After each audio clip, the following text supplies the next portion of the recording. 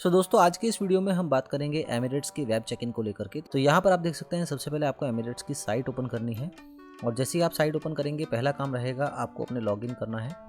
यहाँ पर मैंने अपना लॉगिन कर दिया है। तो लॉगिन करने के बाद में आपको क्लिक करना है manage booking / check in.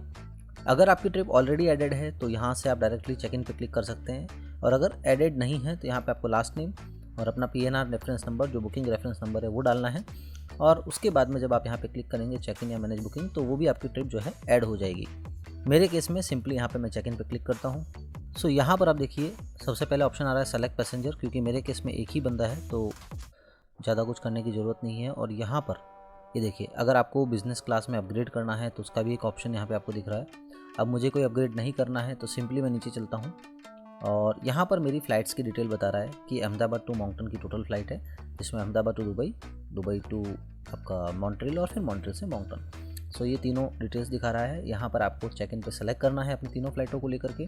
Okay, do you have the travel documents required for this itinerary? Yes.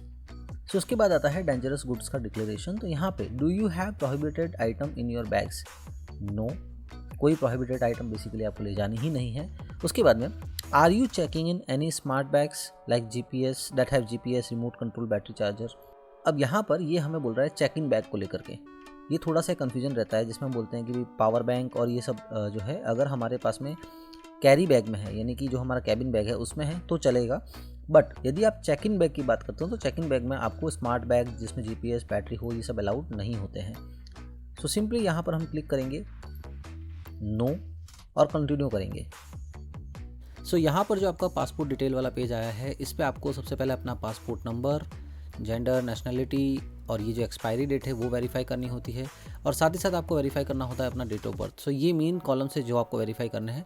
इसके अलावा अगर आप कनाडा के परमानेंट रेजिडेंट है या फिर US के परमानेंट रेजिडेंट है तो उस केस में आपको यहाँ पर PRC, कंट्री ऑफ इशुएंस और permanent residence number, basically permanent residency card है। ये डिटेल्स आपको भरनी होती है।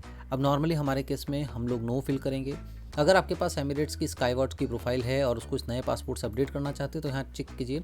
नॉर्मली हमारे पास में प्रोफाइल नहीं होती है तो हम इसको अनचेक रहने देंगे।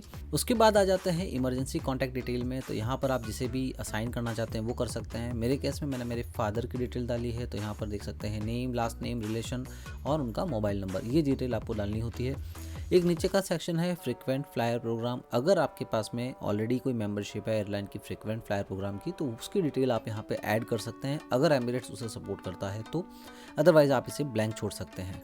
Okay, and save and continue. Okay, अब यहाँ पे दोबारा से आपसे रिव्यू करने के लिए बोल रहा है तो अपनी फ्लाइंग डिटेल्स एक बार देख लीजिए। ओके, अपनी सीट्स देख लीजिए। सीट्स देखने के बाद सिंपली आपको यहाँ पे क्लिक करना है। यहाँ पर कुछ एक टर्म्स इन्होंने मेंशन करी है जिसमें चिल्ड्रंस को लेकर के है, आपको कौन से डॉक्यूमेंट्स रखने हैं, क्या क्या है और ये अराइव कनाडा एप्लीकेशन वगैरह सब कुछ इन्होंने बेसिकली मेंशन कर रखा है। इसको एक बार आप पढ़ जरूर लीजिएगा। यहाँ पर हमारा ऑनलाइन जो चेक इन है वो एमिरेट्स का कंप्लीट हो जाता है दोस्तों।